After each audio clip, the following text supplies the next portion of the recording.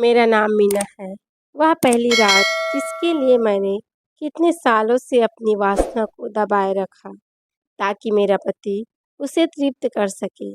लेकिन मेरे सारे अरमानों पर पानी फिर गया।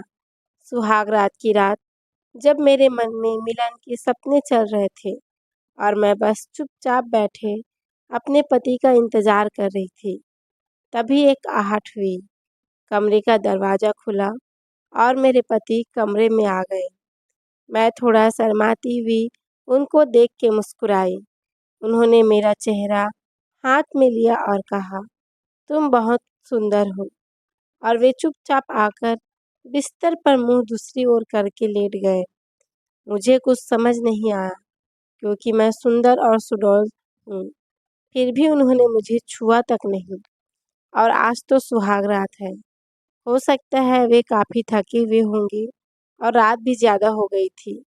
मैंने भी कुछ नहीं कहा और उनको पीछे से बाहें डालकर लेट गई। मुझे तो बदन में बहुत प्यास लगी थी, इसलिए मेरे हाथ उनकी छाती पर चलते चलते उनके पजामे के ऊपर आ गए। मेरा मन उनके प्यार की तलाश में थी, जो पूरी होने की ही वाली थी।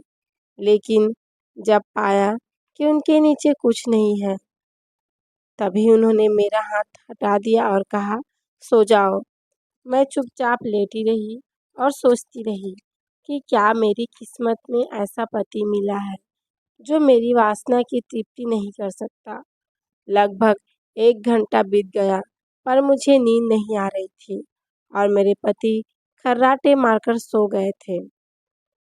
मैं हिम्मत करके उठी और धीरे धीरे पति के पजामा थोड़ा नीचे सरकाई, फिर उनकी इनरवियर को भी नीचे खींचा और देखते ही मेरे होश उड़ गए। एक छोटे से बच्चे जैसे उनके नीचे थी। मन में विचार आया कि हाय राम, मेरा पति तो नामर्द है, अब क्या होगा मेरा। मुझे बहुत रोना आया और मैं मुंह दूसरी तरफ करके लेट गई। सुबह पति उठे और उन्होंने अपनी पजामे को आधा उतरा हुआ पाया, तो वह समझ गए कि मैंने उनका राज जान लिया है। उन्होंने मुझे प्यार से उठाने की कोशिश की, लेकिन मैंने कहा, छोड़ो मुझे, आप मेरे किसी काम के नहीं रहे।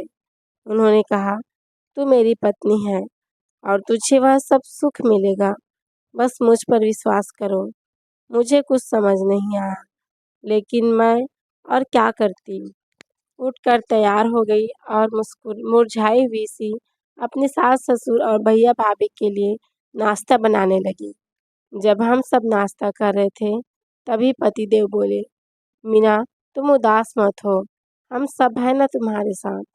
और सभी मुझे देख मुस्कुराने लगे। मुझे कुछ समझ नहीं आया और मैं अपने कमरे में चली गई।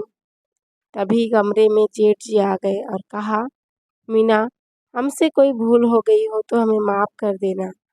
मैं मन खोल कर रोने लगी। उनसे कैसे कहूँ कि आपका भाई नामर्द है। जेठ जी ने अपनी उंगलियों से मेरे आंसू पोंछे और कहा, तुम्हें ऐतराज़ न हो तो हम सब तुम्हें इतना प्यार देंगे कि तुम सब दुख भुला दोगी। इतने में सभी लोग रूम में आ गए और मेरी नज़र भाभी पर पड़ी, जो मुझसे भी ज़्यादा सुंदर थी। इतने में सासू माँ ने मेरा चेहरा हाथों से ऊपर को उठाया और कहा, इतनी सुंदर होकर रोनी सी सूरत बना रखी है मेरी बहू रानी ने। मैं सासू माँ के सीने में सिर रखकर रोने लगी। सासू माँ मेरी पीठ पर हाथ फेरकर मुझे सहलाने लगी। मैंने सासू माँ के सीने में गर्मी को महसूस किया, जो मुझे बहुत शांत कर रहा था। इतने में सभी मुझे सांत्वना देकर अपने अपने कमरे में चले गए। आधी रात को अचानक मेरे जेठ जी मेरे कमरे में आए। उन्होंने मुझे छुआ तो झिझकते हुए मैंने कहा, आप क्या कर रहे हैं जेठ जी। लेकिन वासना भरा मन तो मेरा कह रहा था कि मैं आप सबकी हूँ, मुझे पूरा दिन अपना बना लो। जेठ जी के सामने मैं अपने आप को समर्पित करना चाहती थी, क्योंकि मेरे अंदर तो अजीब सी बवाल मची हुई थी, जिसे कोई पुरुष ही शांत कर सकता था। जेठ जी ने कहा, देखो कितनी सुंदर और भरे हुए बदन है मेरी बहू रानी के। मेरी तो आंखें बंद हो गई। और मेरे हाथ ऊपर को उठने लगे ताकि जेठ जी मुझे अपनी ओर खींच सके, आसानी से मुझे अपना बना सके। मेरी आंखें बंद थीं, मुझे नहीं पता था कि अब क्या होने वाला है, पर मन में सोच लिया कि जैसा भी हो, पति नहीं तो क्या, लेकिन परिवार में कोई तो मेरी वासना पूरी कर ही रहा है। अचानक जेठ जी ने पीछे से मेरे कमर पर हाथ रखा। ओह! क्या आनंद अनुभव होने लगा मुझे। मैं भूल ही गई कि वह मेरे जेठ हैं। उन्होंने मेरे कपड़ों के अंदर हाथ किया। मेरी सांसें तेज हो गई और मैं उनके आगोश में समा गई। पूरी तरह अपने आप को उनको समर्पित कर चुकी थी। वो भी गर्म होने लगे। धीरे-धीरे हम दोनों अपने चरम पर पहुंच गए। पहली बार किसी मर्द का सामने से देखा था, इसलिए आंखें फटी की फटी रह गई।